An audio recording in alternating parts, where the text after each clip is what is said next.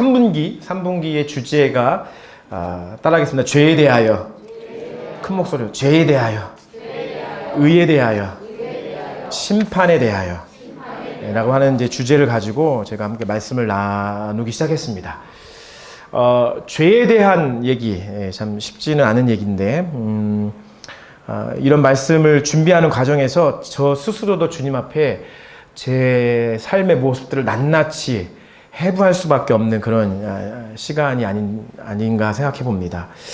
저도 이제 생각을 해보니까 나이가 이제 어린 목사는 아닌 것 같아요. 나이가 어린 목사가 아닌가 본 게 제가 한국 사회, 이제 정확히 말하면 한국 교회가 걱정이 좀 많이 됩니다. 사실 한국 교회가 걱정이 많이 되고 저 스스로도 누군가가 나를 좀 책임져 주기를 바라는 그런 마음에서 이제는 누군가를 책임져야 하는 사람들의 대상이 더 많다는 생각을 드는 거 보니까 여전히 제가 나이가 많지는 않지만 그렇다고 나이가 어린 목사는 아닌가 봅니다. 그래서 한국 교회를 생각하면 좀 암울합니다. 그리고 솔직히 제 주변에서 들려오는 소식들을 생각을 하고 들어보고 생각을 해보면 이거 뭐 한국 교회가 거의 끝난 거 아닌가라는 어떤 절망적인 한 명의 목사로서 절망적인 생각이 한편에서는 들리기도 합니다. 여러분 어떤지 모르겠어요. 우리 부르신 교회에게는 지금 모이는 것이라든가 이런 것들이 크게 제약이 없기도 하고 또 우리가 모였을 때 기쁨으로 이렇게 모이는 시간들이 되다 보니까 잘 느끼지 못할 수 있긴 하지만 일반 교회의 소식들을 들어보거나 함께 제가 동기 목사님들 함께 만나서 얘기를 해보면 한국교회 너무 힘들고 캠퍼스에 나가면 캠퍼스의 사역들이 너무 힘들고 뭐 여러분 말할 수 없을 만큼의 어려움들이 지금 굉장히 큽니다. 뭐 여기 젊은이들이 많이 있는데 여기 여러분들이 교회의 문턱에 딱 들어오는 순간 예배자로 섰지만 여기서 이 문턱을 나가는 순간 여러분의 모습을 제가 어떻게 상상해야 될지 모르는 그런 사회를 살고 있습니다. 정말 그렇습니다. 그래서 성령님께 제가 구했습니다. 성령님, 이런 때에 죄에 대해서 얘기하라니요. 죄에 대해서. 이런 때 죄에 대하여 말씀을 전하라니요. 이거 사항이 어떠신지 파악이 안 돼서요, 성령님. 제가 어제도 기도했어요, 어제도. 죄에 대해서, 이런데 좀 죄에 대해서 얘기하면 어떻게 해요? 축복을 얘기하도 시원찮을 때에 죄에 대하여라니요. 라고 주 옆에 좀 구했습니다. 그럴 때 성령께서 제 마음에 주신 감동은 딱 한 가지였습니다. 이게 뭐냐면, 이게 복이다. 라는 거였어요. 이럴 때 아멘 좀 한번 나와야 되는데, 이게 복이다라는 거예요. 죄에 대하여 성령께서 부르신 교회에 말씀하신다고 하는 것은 홍종표 목사라고 하는 사람은 말씀 전하기 되게 부담스러운 말씀의 주제라고 생각했는데, 그리고 이것이 어쩌면 사람들의 마음을 더 어렵게 만들어서 교회를 떠나가게 만드는 거 아닐까라고 생각했는데, 성령께서 홍종표 목사에게 감동하시길, 아니다. 죄에 대하여 내가 너희들을 책망하는 것이 그것이 너희들에게 복이다 라고 주님 말씀하시는 거예요. 저는 저와 여러분에게 죄에 대하여 말씀하시는 성령의 음성이 저와 여러분 모두에게 주시는 복이라고 믿습니다. 오늘 복 많이 받으시길 예수님의 이름으로 축복합니다. 좌우에게 주님 인사하겠습니다. 복 많이 받으세요. 시작. 네, 또 한 번 인사하세요. 복을 많이 받는다는 것은 무슨 뜻이에요? 죄에 대하여 깨닫는 거죠. 다시 한번 이렇게 축복하며 인사하겠습니다. 죄에 대하여 좀 깨달으세요. 시작. 이사야 51장 1절부터 2절 말씀에 보면 이렇게 말씀이 있어요. 의를 따르며 여호와를 찾아 구하는 너희는 내게 들을지어다. 너희를 떠낸 반석과 너희를 파낸 우묵한 구덩이를 생각해봐라. 너희의 조상 아브라함과 너희를 낳은 사라를 생각하여 보라. 아브라함이 혼자 있을 때 내가 그를 부르고 그에게 복을 주어 창성하게 하였느니라. 창성이 어디 갔죠? 창성이 생각나네. 우리 옛날 어르신들이 많이 부르는 찬송가 중에 그런 찬송이 있어요. 받은 복을 세어보아라. 주의 크신 복을 내가 알리라. 받은 복을 어떻게 하래요? 세어보아라. 주의 크신 복을 내가 알리라. 여러분 복을 세보셨습니까? 그럼 복을 카운트 해보셨어요? 나 홍정표가라는 사람이 평생을 살아가면서 받았던 최고의 복은 뭐지? 혹은 내가 지금 누리고 있는 복은 뭐지? 혹시 여러분이 지금 현재 누리고 계신 복은 뭡니까? 여러분이 누리고 있는 최고의 복은 무엇이었습니까? 어떤 분은 목사님 복이 어디 있어요 저한테? 이 세상에서는 아닌가 봐요. 저한테는 복 없는 것 같아요. 복 끝. 앞으로 받을 복도 없어요. 혹시 생각하시는 분 계십니까? 그럼 다시 한번 처음부터 생각해 볼까요? 성령께서 홍정표 목사를 어떻게 감동시키셨다고요? 무엇이 복이라고요? 죄에 대하여 깨닫게 되는 것이 복이라는 거예요. 받은 복을 세어보셔야 됩니다. 저와 여러분 안에 우리의 삶에 내가 어떠한 죄의 삶을 살고 있는지를 세어보셔야 됩니다. 세어보시면 보실수록 여러분에게 복인 것입니다.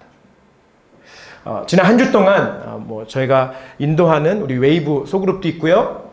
목요 모임 시간에 모여서 우리가 함께 예배드리면서 한 주 동안 골방에서 드렸던 예배와 기도의 말씀들을 나누면서 함께 하나님의 뜻을 구하는 시간들을 계속해서 가져봤을 때 제 안에 오늘 말씀의 주제와 아울러 생각해 볼 수 있는 것은 뭐냐면 저와 여러분의 인생뿐 아니라 개인의 삶뿐 아니라 저와 여러분의 가정이 죄에 대하여 상당히 많이 오염되어 있다는 것입니다. 죄에 대하여 오염이 많이 되어 있어요.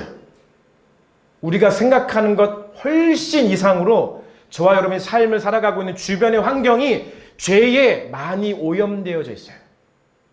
내가 아무리 잘 살아려고 깨끗이 살려고 노력해도 내가 살아가는 환경이 오염되어 있으면 내가 샤워하고 나왔지만 나오자마자 내 삶의 환경이 더러우면 오염되어져 있으면 어떻겠어요? 샤워하는 것이 그렇게 의미가 없는 것이죠. 그러니까 계속 우리는 우리의 삶이 힘들고 어려운 삶을 살 수밖에 없는 거예요. 왜? 우리의 환경 자체가 오염되어 있으니까. 무엇 때문에? 죄 때문에. 오늘 특별히 이곳에 부모님 되신 분들은, 가정 안에서 가장 되시는 분들은 이 죄에 대하여 주님께서 말씀하시는 이 음성을 철저하게 들으시길 예수님의 이름으로 축복합니다. 그리고 여러분의 가정 가운데 우리 가정이 어떠한 죄로 오염되어져 있는지, 혹은 내가 어떻게 오염되어 있는지, 나의 자녀가, 내 남편이, 내 아내가 어떠한 삶의 오염이 있는지, 우리가 그렇게 환경 오염을 생각하면서 마스크 다 쓰고 다니지만 내 삶의 죄의 환경으로 오염되어져 있는 것들에 대해서는 생각을 하지 않아요. 받은 복을 세어보아라. 세어보셔야 돼요. 여러분이 누리고 있는 최고의 복은 무엇입니까? 제가 주님 앞에 물었어요. 최고의 복이 뭐지? 여러분에게 질문을 할 걸 생각을 하고 제 스스로에게도 한번 질문해 봤어요. 누군가 나한테 홍 목사가 받은 최고의 복이 무엇이냐고 물어본다면 뭐라고 대답해야 될까? 근데 딱 갑자기 생각이 딱 났어요. 정답이 생각났어요. 그 정답이 뭐냐면 내가 예수 믿고 내 죄를 사함받은 것이 최고의 복인 거예요. 내가 죄인인데 내가 이 죄인의 삶에서 의인의 삶으로 내 삶이 바뀌게 된 것이 최고의 복이에요. 할렐루야. 그런데 이 정답이 생각난과 동시에 제 안에 성령께서 제 양심에 호소하는 것이 느껴졌어요. 누구 그 진짜냐? 진짜 네가 생각하는 너의 인생에 네가 누리고 있는 최고의 복이라고 하는 것이 죄 용서함 받았다고 하는 것이 네가 너의 인생에 과감하게 이야기할 수 있는 최고의 복이니? 네가 정말 그렇게 생각하니? 라고 하는 아주 깊은 데서부터 성령께서 제 양심에 호소하시는 게 이럴 땐 너무 잘 들려요. 다른 거 기도할 때는 하나도 안 들리고 막 주님의 음성이 뭔지 잘 모를 때도 많은데 이런 거는 너무 클리어해. 아주 그냥 깨끗하게 들려요. 아주. 네. 여러분이 생각하는 인생의 최고의 복은 무엇입니까? 혹시 여러분은 내가 예수 믿고 내가 죄를 깨닫게 되고 내가 죄인인 것을 인정하게 되고 내가 그래서 주님 앞에 나를 유일하게 구원하실 수 있는 예수 그리스도 앞에 내 죄를 온전하게 고백하고 내가 죄 용서함 받았다라고 하는 그 확신과 그 믿음으로 살아가는 것이 여러분이 누군가에게 여러분 인생의 최고의 복을 소개할 때 당당하게 이야기할 수 있는 복 맞으십니까? 그게 저와 여러분이 누려져야 될 우리 인생의 최고의 복, 죄 용서함 받은 복인 것입니다. 요한복음 16장, 우리 주제 말씀입니다. 한번 읽어볼까요? 시작. 그가 와서 죄에 대하여, 의에 대하여, 심판에 대하여 세상을 책망하시리라. 8절 말씀에 그가 와서, 보혜사 성령이 와서 죄에 대하여, 의에 대하여, 심판에 대하여 책망할 것이다 라고 말씀하고 계시고요. 9절 말씀에 친히 예수님께서 그것을 해석하셨는데요. 죄에 대하여라 함은 너희가 나를 믿지 아니한 것이다. 죄가 뭐예요? 예수를 믿지 않는 거예요. 예수를 믿지 않는 게 죄라는 거예요. 예수님께서 친히 죄가 무엇이냐라고 물어본다면 그 죄에 대해서 간단 명료하게 정의해 놓으셨는데 그거 뭐냐? 예수를 믿지 않는 게 죄예요. 거꾸로 말하면 진짜 복은 뭐예요? 예수를 믿는 것. 예수가 나의 죄를 유일하게 해결해 주실 수 있는 참 구주, 나의 인생의 구원자라고 하는 사실에 대해서 내가 믿는 것, 그것이 복인 거예요. 주님이 우리에게 왜 죄에 대하여 가르쳐 주실까요? 성령께서 왜 죄에 대하여 우리에게 가르쳐 주시려고 하실까요? 이게 가장 큰 복이기 때문에 그렇습니다. 지난주에 우리가 본문의 말씀을 통해서 다윗의 삶을 봤습니다. 예수를 믿지 않는 삶, 예수가 내 삶의 구주가 아니라고 하는 삶에서부터 모든 죄는 시작됩니다. 내 인생의 주인은 난데, 내 인생의 주인이 예수가 아니라 내 인생의 주인은 난데, 내가 선택하는 거 다 합당한 것이고 내가 선택할 수 있다고 생각하는 모든 것이 내 삶의 권리야 라고 생각하기 시작하면 그때부터 우리의 삶에는 사단이 틈탈 수 있는 죄의 틈이 벌어지기 시작하는 겁니다. 다시 말씀드려요. 어디에서 시작된다고요? 예수를 믿지 않는 것에서부터 시작되는 거예요. 내 인생의 구주, 내 인생의 삶의 구원자 구주가 예수가 아니라는 것에서부터 영적 게으름도 시작되는 거예요. 시간이 주인이 난데, 내 삶의 시간의 주인이 나니까 내가 게으름 핀다고 누가 뭐라고 그래 라고 얘기할 수 있는 거예요. 그럼 여러분 지난주 말씀 나누었잖아요. 그것을 이겨낼 수 있는 유일한 극복할 수 있는 비결은 뭐예요? 부르심대로 살아가는 거. 부르심의 자리에 있는 거. 영적 게으름을 저지르는 다윗이 어떻게 됐습니까? 영적 게으름이 빠지기 시작하니까 부르심을 망각하는 거죠. 부르심. 내가 어떤 부르심을 받고 살았는지를 까먹는 거예요. 망각하는 거예요. 그러니까 어떻게 해요? 부르심의 자리를 떠나게 되는 거죠. 왕으로서 전쟁터에 나가서 지금 전쟁을 진두지휘하면서 이 전쟁을 하나님께서 원하시는 승리의 전쟁으로 만들어야 될 왕 다윗이 지금 부르심을 망각하니까 부르심의 자리에 있지 않는 거예요. 그러니까 오늘 말씀처럼 옥상에 올라가서 어슬렁어슬렁 거리는 거예요. 그러면서 결과가 어떻게 됐어요? 간음죄를 저지르고, 결과가 어떻게 됐어요? 간음죄를 덮기 위해서 살인죄를 저지르는 거예요. 계속해서 우리가 앞으로 2주 정도의 말씀을 더 보겠지만 여러분 죄는요 없어지지 않습니다. 여러분이 생각 까먹었다고 잊어버렸다고 해서 죄가 사라지는 게 아니에요. 죄가 물이 오염되듯이 죄가 저와 여러분의 삶의 환경을 오염시켜 놓습니다. 다 오염시켜 놓습니다. 죄는 사라지지 않습니다. 죄의 결과는 반드시 치러야 됩니다. 죄는 무서운 것입니다. 지난 한 주 동안 대한민국 사회에서 가장 큰 이슈 중에 하나가 대한민국 대통령 다음이라고 얘기하는 대한민국 소통령, 대통령 다음이라고 부르는 소통령, 그분께서 운명을 달리하셨죠. 아직 더 우리가 조사를 해봐야 되고 확신할 수 있는 아직 그 단계는 아닙니다만 우리가 많이 정보를 통해서 알고 있는 것 중에 하나가 뭡니까? 죄의 결과인 거죠. 죄의 삭은 사망입니다. 죄에는 반드시 대가가 따라옵니다. 이것을 우리가 어떻게 거스를 수 없습니다. 죄는 무서운 것입니다. 죄에 대하여 아셔야 됩니다.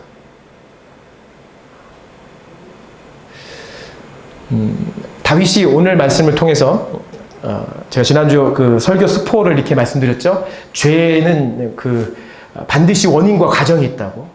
어느 한순간 이루어지는 게 죄가 아니라는 거예요. 죄의 결과가 한순간에 일어나는 것처럼 보이지만 죄의 결과가 한순간, 그 순간 이루어지는 게 아니에요.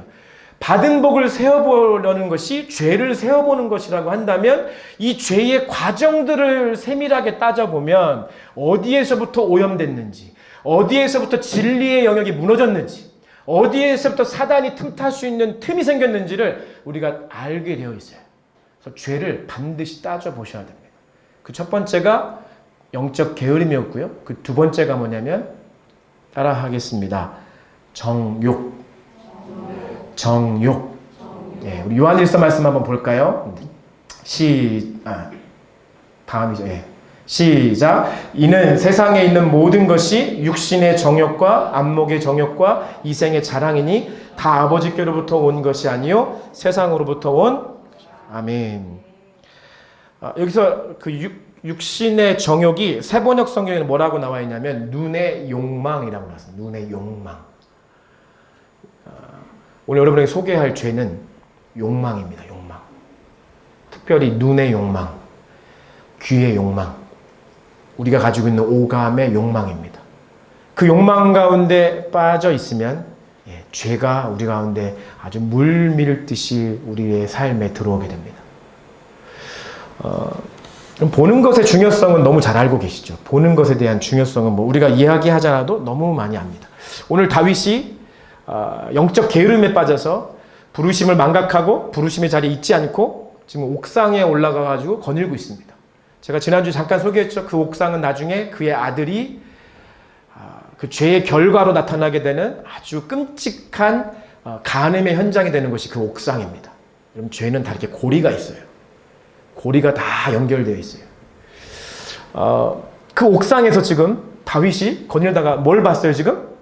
저쪽에서 한 여인이 목욕하는 것을 보는 거예요.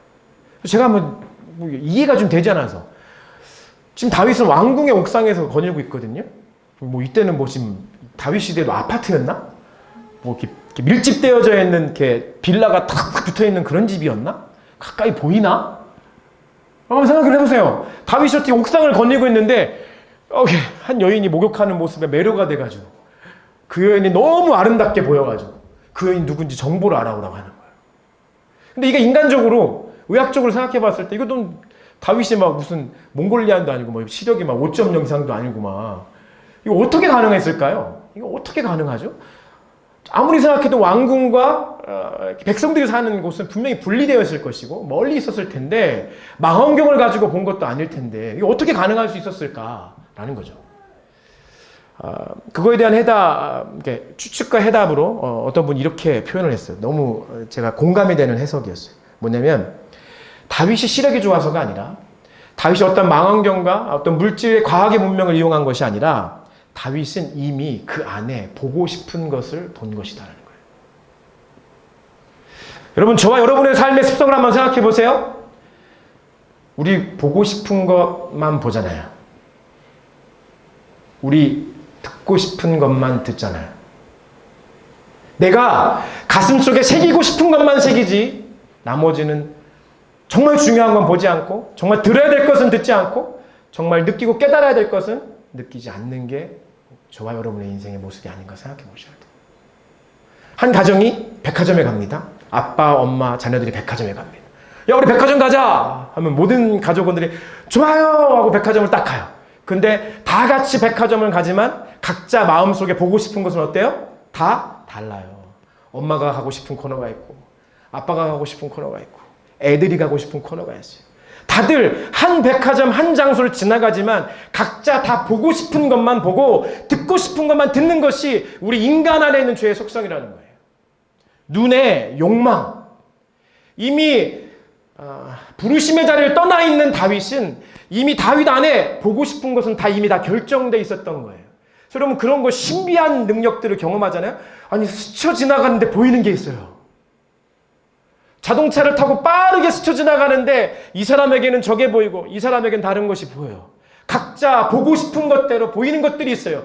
이미 그 안에 내가 보고 싶은 욕망 속에 가지고 있는 그 욕망의 마음이 내가 볼 것을 이미 다 결정하고 있다고요. 이미 내가 듣고 싶은 그 말 때문에 그 듣고 싶은 말로 인해서 내가 듣고 싶은 것을 따져 골라가며 듣게 돼 있다고요.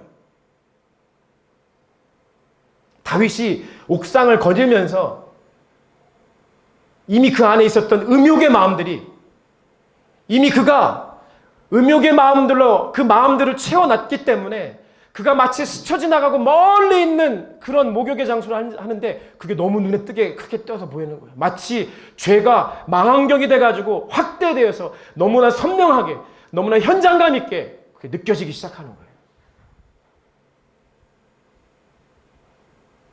저와 여러분이 요즘 시대는 우리가 이 미디어 사역들 우리 교회에서 정말 열심히 해야 되는데 제가 늘 경계하는 것 중에 하나는 이 미디어, 이 핸드폰 하나로 내가 아무도 안 만나고 비대면하는데도 이 핸드폰 하나로도 내가 마음껏 내가 지고 싶은 눈의 욕망의 죄를 다 지울 수 있는 시대가 왔어요. 내가 마음만 먹으면 아무도 만나지 않는데도 이 핸드폰 하나로 내가 짓고 싶은 눈의 욕망의 죄를 다 지울 수 있다. 결국 이러한 죄에 빠져있는 사람들이 현장에 나가서 저희 여러분들이 매스컴을 통해서 만나는 그 모든 사람들이 거기에 있는 거예요. 저는 뭐 대한민국 소통령 뭐 그분뿐 아니라 저와 여러분도 여기서 자유로울 수 없다고 생각합니다. 이미 저와 여러분 안에 듣고 싶은 것, 보고 싶은 욕망으로 사로잡혀 있는 것이 무엇인지를 생각해 보십시오. 다윗이 그 욕망에 사로잡혀서 마치 스쳐 지나가는 그러한 자리나 할지라도 그것을 보고 죄가 그 눈의 욕망을 틈타 다윗의 삶에 죄의 열매를 맺게 되는 것을 보게 되는 것입니다. 여러분, 이 세대는 이쁘고 아름다운 것을 보기 원합니다. 그렇죠? 그리고 내가 먼저 그런 미인이 되고 싶고 내가 먼저 그런 미남이 되고 싶어 합니다. 그게 우리가 생각하는 내 안에 있는 눈의 욕망입니다.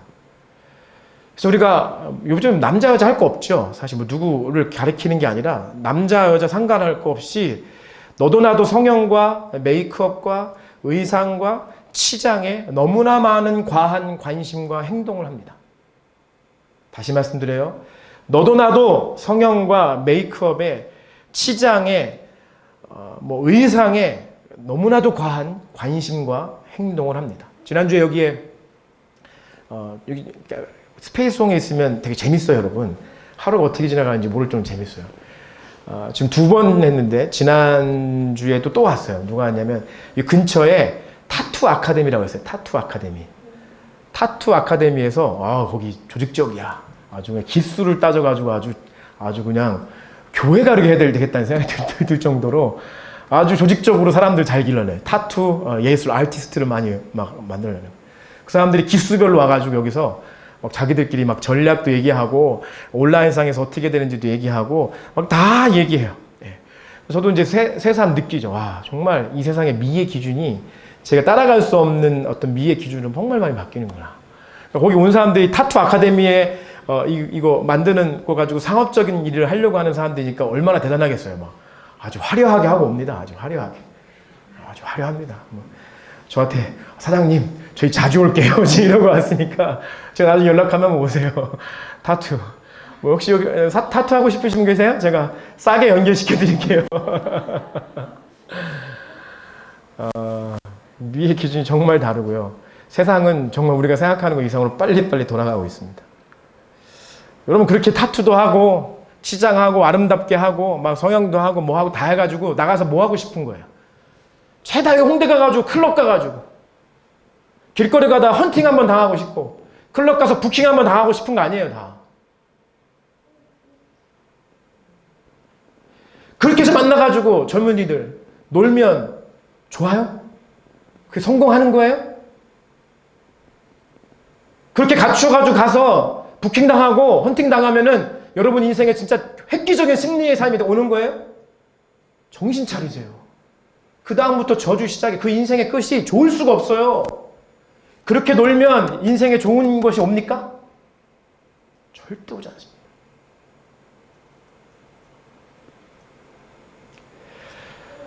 제가 이 죄에 대하여 이제 우리 부르심교회 다시 한번 선포하는 것은 7월 한 달 동안 우리 부르심교회는 저와 여러분은 죄에 대하여 심각한 반응을 보이셔야 됩니다. 다시 말씀드리지만 부모님들은 여러분의 가정 안에 우리 가정이 어떠한 죄로 오염되어 있는지에 대하여 심각하게 반응하시길 예수님으로 축복합니다. 앞으로 가정을 이루어야 될 젊은 세대들은 여러분의 가정을 부모님 세대의 모습들을 확인하시면서 어떻게 나의 세대에 어떠한 가정의 깨끗함을 가지고 살아가야 될지에 대해서 고민하셔야 됩니다. 그리고 여러분의 다음 세대에 깨끗한 가정에 오염되지 않은 영적 분위기를 넘겨주셔야 됩니다. 이런 마음 없이 결혼하려고 생각하지 마세요. 이런 마음 없이 자녀 낳아서 뭔가 해결하려고 하지 마세요. 성령께서 제게 말씀을 준비하는 가운데 그런 마음을 주셨어요. 홍 목사야, 내가 죄에 대하여 너희에게 가르쳐주고 책망하려고 하는 것이 진짜 너희들이 알고 있는 그 책망, 너희들 혼내고 지적하고 너 이래서 잘못된 거잖아 라고 내가 그런 얘기 하려고 하는 거 아니야. 야, 너희 가정 따져봐. 이거 이렇게 살았으니까 이런 결과가 왔지. 이거사 정신 차려. 주님의 마음이 거기에 있지 않아요. 주님의 마음은 이 죄는요, 이 사슬과 같아요. 고리와 같아요. 고대 노예 제도의 모습들을 보면 노예들이 갖는 세 가지의 모습이 있어요. 첫 번째는 뭐냐면 첫 번째는 노예 얼굴에다가 그 노예가 누구네 집 소유인지에 대해서 얼굴에 새겨야 됐어요. 타투해야 돼요. 타투. 스페이스송 거면 스페이스송이라고 써놔야 돼요. 얼굴에. 또 다른 종류 중에 하나는 노예가 성격이 포악해. 막 대들고 막 이러는 어떤 와일드한 애야. 그러면 너 정신 차려. 너는 노예야. 너는 황소야. 라고 얘기하면서 뭐라 하냐면 코에다가 고리를 겁니다. 코에다 고리를 걸어놓고 네 신분을 알아라고 얘기를 가르쳐줘요. 세 번째 종류는 뭐냐면 유니폼을 줍니다. 깨끗하고 아름답게 디자인된 유니폼입니까? 아니죠. 유니폼을 줍니다. 넌 노예야. 이거 다 있고 너가 노예이고 서로가 노예인 걸 확인해 라고 가르쳐주는 것이죠. 죄가 뭐냐? 우리 얼굴에 결박되어져 있는 죄의 타투가 있는 거예요. 죄가 뭐냐? 너는 밭에서 일이나 해야 되는 노예의 황소야 라고 우리에게 고리를 채우는 것이죠. 사슬을 채우는 것입니다. 죄의 유니폼을 입히는 것입니다. 이것이 죄예요. 그러나 성령께서 우리에게 죄를 책망하시는 이유는 뭡니까? 우리를 그 모든 죄에서부터 자유케 하시기를 위해서 성령께서 우리에게 죄를 책망하시는 것입니다. 할렐루야. 우리가 성령의 음성을 들어야 되는 이유는 뭐냐면 특별히 죄에 대하여 책망하시는 성령의 음성을 들어야 되는 이유는 뭐냐면 우리가 그 죄로부터 자유케 되어지기를 원하시는 것이 주님의 뜻인 줄 믿습니다. 우리가 자유케 되어지기를 원하시는 것이 주님의 마음인 줄 믿습니다. 그래서 그것이 죄에 대하여 깨닫는 것이 복이라는 거죠. 그래서 여러분에게 이 말씀을 드리고 싶습니다. 이사야 58장 6절입니다. 이사야 58장 6절 시작. 내가 기뻐하는 금식은 흉악의 결박을 풀어주며 멍에의 줄을 끌어주며 압제당하는 자를 자유하게 하며 모든 멍에를 꺾는 것이 아니겠느냐. 아멘. 분위기가 심상치 않죠? 목사님 갖고 온 말씀이 지금 분위기가 심상치 않잖아요? 죄에 대해서 좀 고민을 하신다면 여러분 인생 안에 반복적으로 지어지는 죄에 대한 고민이 있다면 여러분의 가정 안에 이미 오염된 것을 어떻게 해야 될지를 모르고 계신 분 계시다면 그래서 죄의 모든 결박으로부터 자유케 되어지기를 진짜 여러분이 소원하시는 분 계시다면 아주 우리가 보일 때 작아 보이는 죄에서부터 우리가 볼 때 죄가 크게 보이는 죄까지 여러분 죄의 경중은 없어요. 죄는 다 똑같아요. 하지만 우리 인생의 아주 작은 부분이라 할지라도 내가 이 죄에 대하여 정말 해결안 받고 자유함 속에서 모든 결박이 풀어지기를 원하는 삶을 살아가기를 정말 원하시는 분 계시다고 한다면 오늘 이사야 58장 6절의 말씀을 가지시고 이 말씀 붙잡고 기도하셔야 됩니다. 무슨 기도를 해야 되죠? 뭐라고요? 금식 기도 하셔야 됩니다.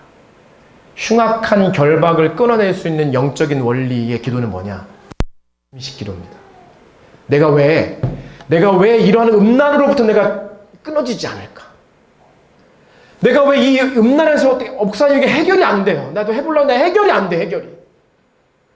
내가 왜 이렇게 맨날 하는데 이 드라마 이거 적절히 봐야 되는데 이게 뭐 이 드라마를 끊지 못하고 막 드라마를 줄이지 못하고 맨날 TV 속에만 살아가서 세상이 주는 온갖 작다한 세상의 원리와 세상의 패턴에 묻혀 살아가게 하는 이것을 끊지 못하는 사람들. 어떻게 해야 될지 모르겠어요. 어떻게 해야 될지. 제가 가르쳐 드릴게요. 어떻게 하라고요? 금식기도 하셔야 돼요. 하나님이 기뻐하시는 금식은 흉악과 결박을 풀어주며 할렐루야. 다시야. 하나님이 기뻐하시는 금식은 흉악의 결박을 풀어주며 멍에의 줄을 끊어주며 압제당하는 자를 자유케 하며 모든 멍에를 꺾는 것이 아니겠느냐. 할렐루야. 여러분 진짜 여러분 가정이 주님 앞에 오염되지 않은 가정 되게 원하신다면 이제부터 부모님들은 금식하십시오. 주로 한 달 동안 성령의 감동에 따라서 내 삶의 개인의 눈의 안목, 귀의 안목, 이생의 자랑, 육신의 정욕, 조금이라도 주님 앞에 의롭게 살아가기를 원하는 마음이 정말 있으시다면 하나님 앞에 정말 우리 무릎 꿇고 겸손히 우리의 눈을 낮추어서 기도하십시다. 그리고 필요하고 성령께서 이렇게 감동 주시면 금식하십시오. 금식하십시오. 흉악의 결박을 끊기를 원하신다면 금식하셔야 됩니다. 젊은 세대, 이 음욕과 이 세대의 음탕함 속에서 여러분 헤어나오시려면 여러분 금식하십시오. 금식하며 기도하십시오. 성경이 우리에게 가르쳐주는 유일한 비결은 그 모든 흉악과 결박은 예수를 믿는 믿음에서부터 시작되어 하나님이 기뻐하시는 금식의 기도를 할 때 악한 영의 결박이 끊어지고 자유케 된다고 성경 우리에게 정확히 말씀해주고 계십니다. 성령께서 부르심교회의 죄에 대하여 책망하는 이 시즌을 기쁨과 감사함으로 이 시즌을 주님 앞에 올려드리시길 예수님 이름으로 축복합니다. 벌을 주시기 위함이 아니요 모든 결박에서부터 우리를 자유케 하시기 위하심이라고 하는 하나님 아버지의 뜻을 바로 알고 오늘부터 저와 여러분의 삶에 저도 이제 한 주 동안 제가 금식하려고 해요. 여러분은 다이어트 하기 위해서 금식도 하잖아요. 때로는 육신의 건강을 위해서도 금식하시는 분 많잖아요. 금식하시는 분. 근데 우리의 영의 건강을 위하여, 우리의 속사람의 건강을 위하여 금식하며 기도하십시다. 제가 진짜 바라고 기대하는 것은 오늘 2주차, 이번 주가 두 번째 주차예요. 3주차, 4주차 때 돼서 우리가 이곳에서 죄에 대하여 마지막 주님 앞에 선언하고 우리의 기도가 쌓이고 우리의 갈망함이 하나님 앞에 상달될 때 저는 이 마지막 주, 7월 마지막 주에 드려지는 우리 부르심교회 예배를 통해서 저와 여러분들이 이 모든 흉악한 결박으로부터 자유케 되어지는 놀라운 역사가 이곳 가운데 풀어지게 될 줄 믿습니다. 여러분 기대하십시오. 정말 기대하시고 소원하시는 마음으로 금식하며 기도하는 시즌으로 제가 우리 부르심교회 안에 첫 번째 어노인팅 주자로 금식 기도를 예수의 이름으로 선포합니다. 할렐루야. 금식 기도를 예수의 이름으로 선포합니다. 네, 아침밥 못 드시고 가시는 분 그거를 금식이라고 여기시고 금식 기도 선포하세요. 평소 때보다 더 배고플 거예요. 그게 금식 기도의 원리예요. 더 고통스러울 거예요. 더 약속이 막 잡힐 게 더 많아질 거예요. 그러니까 여러분이 결정하신 그 금식 기도를 주님 앞에 올려드릴 때 그렇게 되기로 주님 앞에 결단할 때 흉악의 결박이 끊어진다는 사실을 반드시 기억하셔야 됩니다.